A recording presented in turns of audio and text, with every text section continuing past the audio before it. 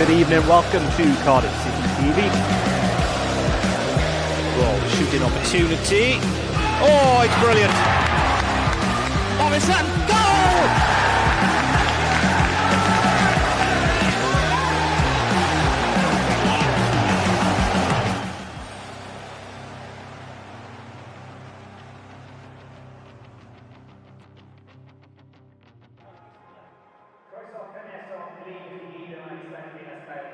Good afternoon, welcome to a wet and wild Cardiff City Stadium, and welcome live to Cardiff City TV with myself, Ashley Jameson, as ever, alongside me, my colleague John Donovan. John, it's been a long old week. Me and you have spent a lot of time sat on these stools talking about what a beleaguered outfit Cardiff City are at the moment, and whatever way we boil this down to at the moment, it comes back to one simple fact, and that is that Cardiff City need a positive result this afternoon. You're absolutely right, Ash. Good afternoon to you. Good afternoon, everybody. Yeah, I'm rather tired of doing post-mortems, particularly negative post-mortems, and I think we can talk about it because Mick McCarthy talked about it in his press conference yesterday. He doesn't think there could be perhaps more pressure on this match. He mentioned performance, and the result will hopefully take care of itself. We do need a performance just to win confidence back, win confidence for the players, win confidence for the fans, win confidence for the process that Mick McCarthy is trying to implement. It has been a very long week. You've got to be honest, Ash, and say it wasn't a great performance against Nottingham Forest, which was our only win during this bad run. So since we came back from the last international break, this block of fixtures has been rather difficult, rather unkind, but we haven't really helped ourselves. We haven't played well. And Mick McCarthy, again, was very honest about that in his press conference, that's not the way we train, that's not the way we set out to play. He picked up a local journalist who said about the need for better preparation. That he was angry with, because he said, no, the preparation we do is very, very thorough. But at the moment, the execution there isn't there on the pitch. It needs to be there today. It's almost been pick the antithesis word for perfect, whatever that is, a melting pot in the last few weeks, isn't it? We need these 2 weeks on the training pitch coming up in the international break. We need it because of the fixture that's lurking at the other side of the international break. The results, the performances, the draining in confidence of the players leading up to this point. As I said, it's just been a disastrous melting pot of a month almost, and it comes to a head this afternoon. It does, and when you do have the derby in 2 weeks, you don't want you need that result and performance today. So there's a little bit of looking forward to the derby. What you don't want is this 2 week period, a continuing post-mortem about how bad Cardiff City have been, and then that pressure in the last few days of, and now it's Swansea, and you know, this could come to a head if you lose the derby, etc., etc. We're all football fans, and yes, we work for Cardiff City TV, but we're realists as well. We know how the football world will play out if Cardiff City don't get a result today. So it is a boiling point today, or a catalyst, or a line in the sand, or any way you want to describe it. You know, I made the very obvious point to you, Ash, off camera. We need the first goal, because if we don't score the first goal and we go behind, this stadium, well, it can be very claustrophobic with fans getting on top of you. So it's imperative today that the Bluebirds start well, and if they start well, it's imperative that they score first. Of course, that's easy to say in words and on paper. The players need to go out now and execute that. So we expected changes. We've all been playing Football Manager in our head, I guess, the whole week, trying to second guess what the team might be, trying to figure out ways of injecting a bit of impetus and width and pace into this game, and it looks like width and pace is what he's tried to do.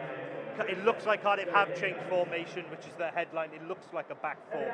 It is going to be a back four of centre-halves. We will say that. So it looks like it's going to be Mark McGuinness playing at right back, where he was probably the only person in that first half on midweek that could have held their head high. It looks like being Aidan Flint and Curtis Nelson together at the back. Sean Morrison, the captain, misses out with a quad injury, and then Kieran Brown keeps his place at left back. A midfield three with Sam Bowen coming into that area alongside Marlon Pack, and a return in Joe Rolls. Plenty on Joe Rolls in the second half of this show this afternoon. And then Kiefer Moore, Ryan Giles and Leandro Bacuna as a three. Giles was an obvious one. You need pace into the team. his pace was negated, his width was negated in the week by playing him in those opening 45 minutes through the middle with James Collins, which didn't work at all. He should get the space to attack in the wide areas. And then Leandro Bacuna's obviously been picked because the manager feels he's the best of the other bunch at being able to shuttle that ball in wide and try and get crosses in the box, which is something we lack in this team. It is. Just on the Bacuna point, and I don't want to jump on the Leandro Bacuna bandwagon that's going around. I think Leandro Bacuna, and I'll be criticised for this, still has a place in Cardiff City in a more natural position for him. I wouldn't have played him today, and reason being, and I said this, Reading have a centre-half crisis, and I think Mark Harris is the best forward player Cardiff City have in terms of stretching players. They have Liam Moore coming back from injury, and I know you'll come onto their team news in a minute, but I would have had Harris in there to try and stretch them, to open up space for Kiefer Moore and Ryan Giles. Completely agree with your point about Ryan Giles. He was playing touch tight to markers on Tuesday night. That completely negates his pace or his ability to go out wide and deliver. We need to see more of that today. We think it's 4-3-3. We expect that. Bowen can play at right wing back if needs be. Ryan Giles can play at left wing back if needs be. So if it had to, or we had to start the game that way or change it anyway at any point, we could go back to the wing back formation. But Mick McCarthy specifically referenced the fact that Reading play a kind of a hybrid 4-3-3. So I'm not surprised to see him match up. Sam Bowen comes in there. It'd be nice to see Cardiff have 3-on-3 in midfield, because we've spoken about that a lot, Ash, about the fact that Cardiff can sometimes be dominating midfield 2 against 3. So can we get parity today and win more of the ball and give people like Ryan Giles and Kiefer Moore quicker and better service as a result? I thought McGuinness, to your point, was excellent on Tuesday. Well, excellent is probably too strong a word. Relative to what it is, but was good in a poor performance. And I think playing a flat back four benefits Kieran Brown in that there's not the expectation of him to bomb forward. It's not something he can do. I think he's a solid defender, so left back will suit him down to the ground. So we expect 4-3-3. It needed to happen. The first 20 minutes will be crucial. I'm very interested to see how Cardiff adapt to this formation change. More on Cardiff and in particular on Joe Rolls in a couple of minutes' time, but let's first hear what the manager and Mark McGuinness had to say in the aftermath of that result in the week.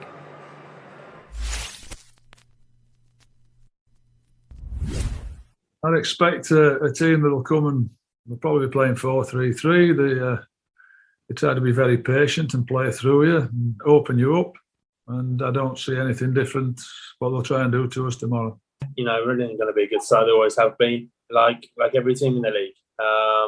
But for us, you know, we could be playing against anyone. We just need to go out there, put a performance out, and get a result. You know, that's the first goal for us. It's go and win the game. We'll look at the opposition, but at the end of the day, the guys and the boys, we know what to do. We need to go out there and win there.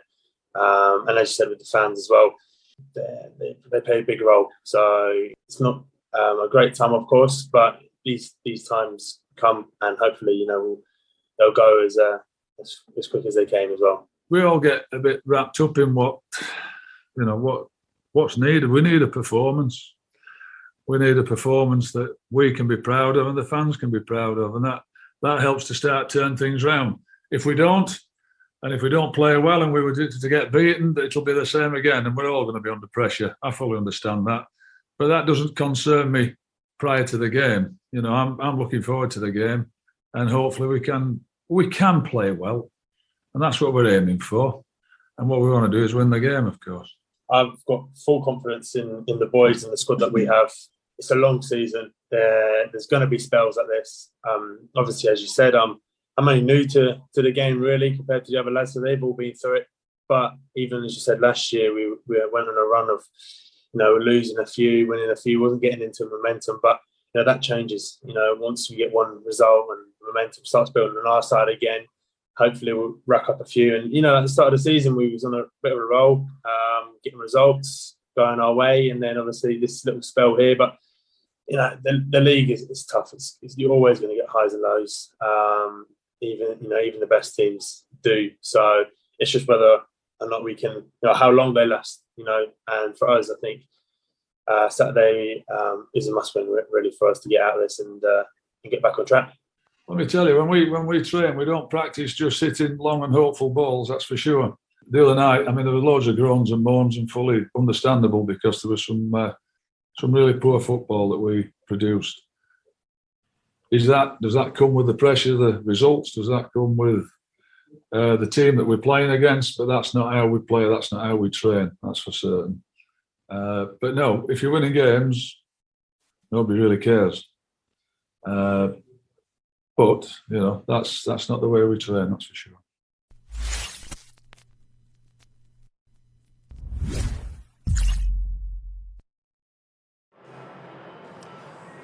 Welcome back, Mick McCarthy and Mark McGuinness there talking about the result in the week and also looking ahead at today's game here at home against Reading. Now, John, it's a big game in particular for one person, that man, Joe Rawls, in the middle of the park. 10 years, astonishingly 10 years, since he made his Cardiff City debut with that goal and that game away at Hull City.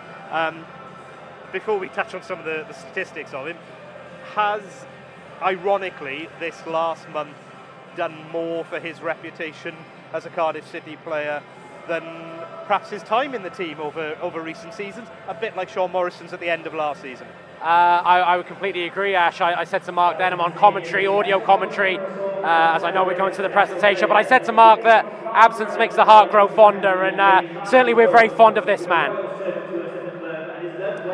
Yeah, he celebrated a decade under the influence of Joe Rawls here at Cardiff City Stadium this afternoon, and the appreciation and the respect to which he's held and the esteem he's held within at Cardiff City, that's the Cardiff City squad and coaching staff and support staff there, creating a guard of honour for him and being presented by Chief Executive Ken Chu with a very special presentation. It's not very often these days, John, any longer that a player, and certainly a young player like that, can say they can spend 10 years at one football club. No, and you know, I had the good fortune of interviewing him a couple of weeks ago and asked him almost that question. You know, he had the talent perhaps to look at other options. We're glad he didn't. And he said he considers Cardiff home. When I was looking at Joe Rawls' stats for that interview, staggering to think he is only still 27 and only turns 28 later this month. And just going back to your point you said before the presentation, him and Marlon Pack, the reason we started the season so well was I think because of the basis, foundation that Joe Rawls and Marlon Pack gave us. Joe Rawls has been out of the team. Cardiff City's form has taken a dip. I must admit, and I think he played a lot of last season injured, I said to you, and I'll hold my hands up to this in the summer, I wonder whether Joe Rawls has just, I know his body has taken so many knocks, maybe he's run himself into the ground. Does he need a change of scenery? Does he need something? But he's come back this season, Ash, and he's been a revelation, and I'm glad for that because he, as Mark Denham said, he's a fantastic person, not just a very good player, and he's someone you want in Cardiff City and want in that dressing room. So congratulations to Joe, 10 great years. Hopefully, Ash, hopefully many more to come. Delighted to have him back in the team for this afternoon's game with Reading. You've just got on your screen ahead of you, actually, the Reading team for this afternoon.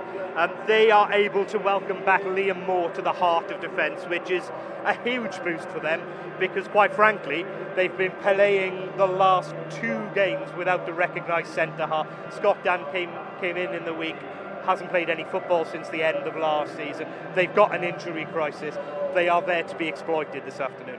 They are indeed, and I think it was a choice of either Liam Moore or Scott Dann. They were both kind of 50-50, but again, you have to respect the physical prowess of Cardiff City, so either Moore or Dann were going to play for Reading. It is Liam Moore. He's been picked in the Jamaican squad, but as I say, he hasn't played. He's lacking match fitness, which is why personally I would have gone for Mark Harris to try and run him into areas he didn't want to be in. But they've got their captain back. That's important for them. They'll provide. He'll provide leadership. But Cardiff have to try and exploit that. They have to try and use Ryan Giles to get quality into the box and Kiefer Moore to get running starts to contest these balls in the air.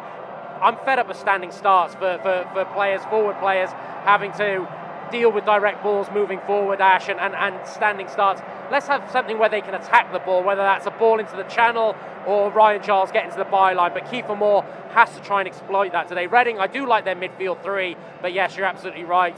Their crisis is at centre-back, and it's something that Cardiff City have to exploit. And Cardiff have gone with a midfield 3 this afternoon with, thankfully again, Rawls back in.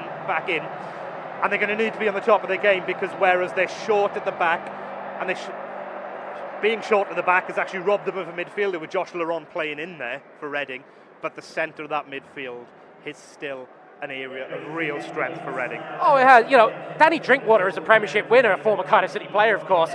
You know, he's wasted the last 4 years, but at this level, he could still be a cut above at the other end of the scale. Deli Bashiro, a youngster, but I like him. I like his athleticism.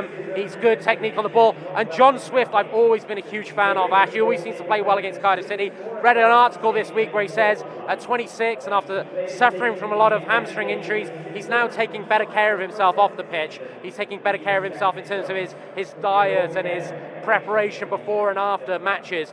But as a player who can just find space between the lines, pick up the ball, can score goals, what is it, 7 goals, 5 assists so far this season, John Swift to me is the danger man for Reading, a player I like a lot. And again, when you come through the Chelsea ranks, you've got to have some quality about you.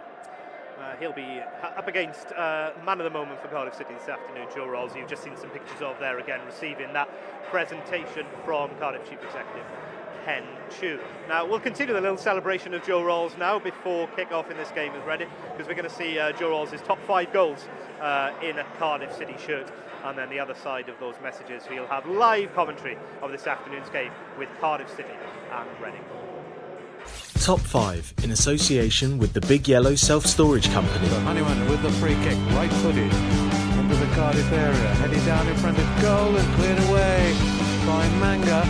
To Hoyland near side, he spins away from his marker and plays it down the line, looking for Zohor, who's being chased by Clark Salter, and plays it infield. Rolls with a shot, 2-0, what a goal from Cardiff City! Ruthless cutthroat counter-attack from Cardiff, and that should kill off the game as a result.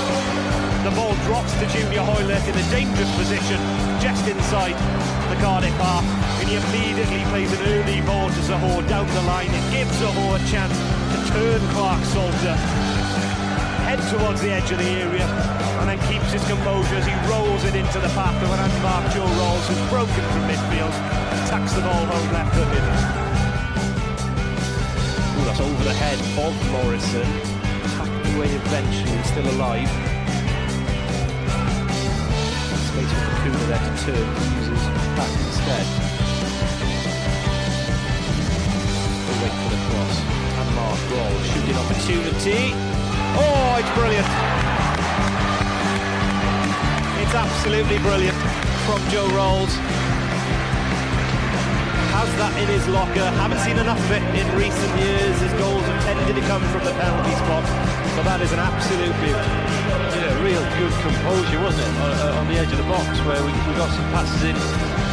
Marlon Pack, Perry and G, Kakuna, really patient, switched out to Joe Rolls, and what a fantastic finish. Sling one in. Gunnison with the long throw, it all comes to Neely came to Declan John. Joe Rolls edge of the area. Oh, what a goal, Joe Rolls!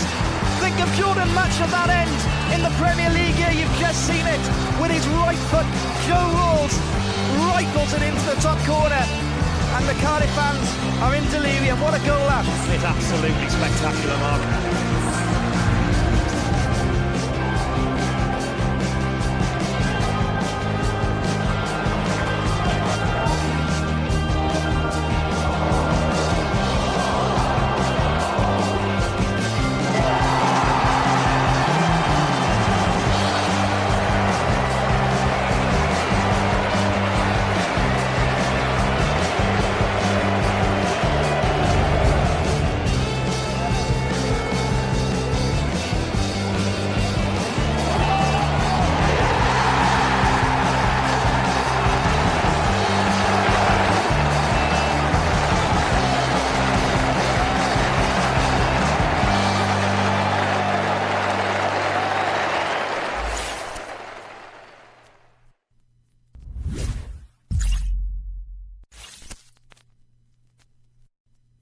In their first fixture for 2 weeks, Cardiff City's under-18s travelled to Colchester United on Saturday the 25th of September, desperate to bounce back from a disappointing result at Wigan last time out. In the topsy-turvy encounter, City went 1-0 and 3-1 down, but the fighting spirit that Matthew Bloxham has installed in his team was on show, when goals from James Kroll, Caleb Hughes and Rhys Schwank rescued a point for the Bluebirds. Next up, Charlton at home on Saturday, 2nd of October. Steve Morrison's under-23 side continued their outstanding start to the season with their 5th consecutive victory at the start of the campaign, when they took on Millwall under-23s at the Cardiff International Sports Park on Monday the 27th of September. Goals from Chan Kazimba and Isaac Davis securing a victory. A tough test at Bristol City is next up on Tuesday the 5th of October. Cardiff City women had a tough day at the office on Sunday the 26th of September, losing 4-0 at home to Swansea City to put to an end their 100% start to the season. Ian Derbyshire's side will look to bounce back against Caldicott Town on Sunday the 3rd of October.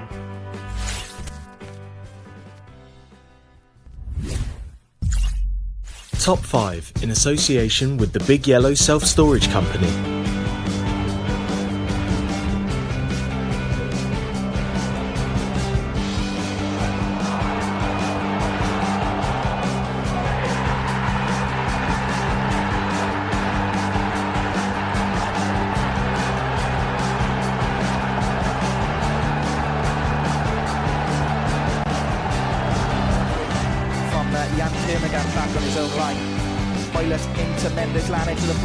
Comes again across goal. McShane again. Bennett again. Goals! Lifeline for Cardiff. With 8 minutes to go, it's deserved. Reading 2, Cardiff 1. And finally, the pressure in the wide areas pays off.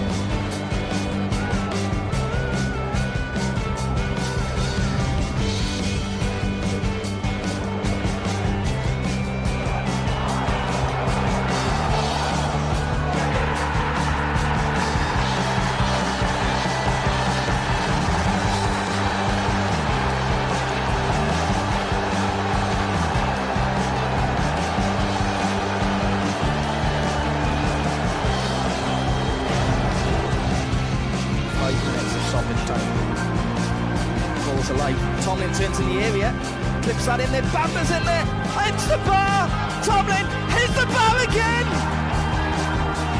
The referee has given the goal! Lee Tomlin has made it 2-2!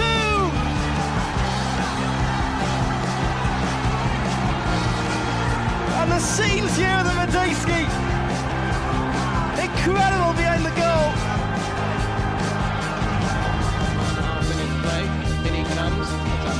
Throw in the 6-yard area. It's headed away by the Reading defence. One by Conway going forward, tries the shot, beaten away, chance here. Again the goalkeeper saves it from Miller. Cleared away by the Reading defence. That was a great effort by Conway. Definitely so. Over the top. What a goal! What an absolute world-class goal from Peter Whittingham from range. He looked like he was done it justice.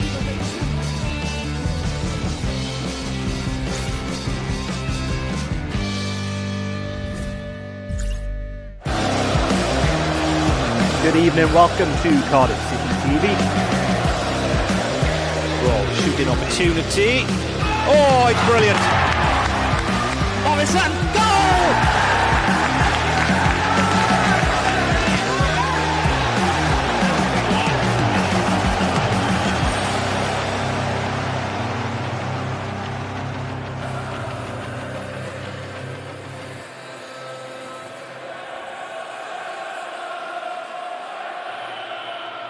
Good afternoon everyone, welcome to Cardiff City TV and welcome to a wet and windy and wild Cardiff City Stadium for this crunch match this afternoon with Reading. Not the first time in recent seasons that Cardiff have played host to the Royals here at this stadium with plenty on the line, but this afternoon couldn't be far further removed than that May afternoon a few years ago when the Bluebirds secured promotion back to the Premier League with a 0-0 draw. Cardiff need to arrest the slide and they need to do it this afternoon here in front of a sodden home crowd as the two sides emerge from the tunnel. From beneath us, led out by stand-in skipper Aidan Frint from a Cardiff perspective and returning skipper Liam Moore from the view of the Royals.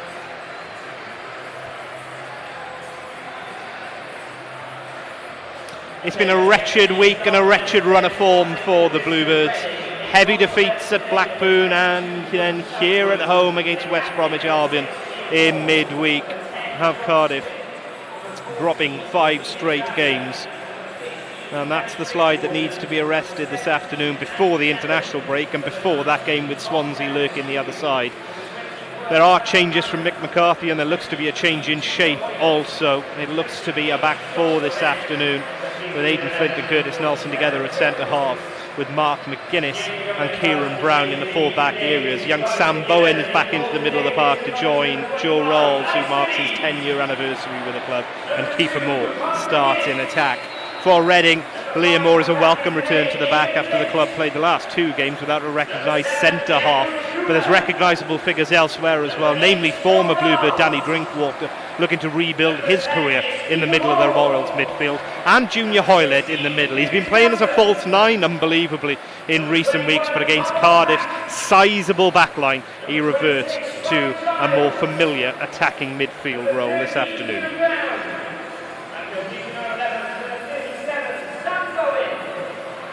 There's Mick McCarthy. Things couldn't have gone much worse in the last 2 games for the Bluebirds. Shipping 5 at Ewood Park a week ago, 4 in the week to, admittedly, the best team in the division in West Bromwich Albion. It's the manner of the capitulations more than anything that has Cardiff fans alike worried. Before we get the nervy fixture underway with this afternoon, we will just pass over for a minute's applause in recognition of former Cardiff City manager Len Ashurst.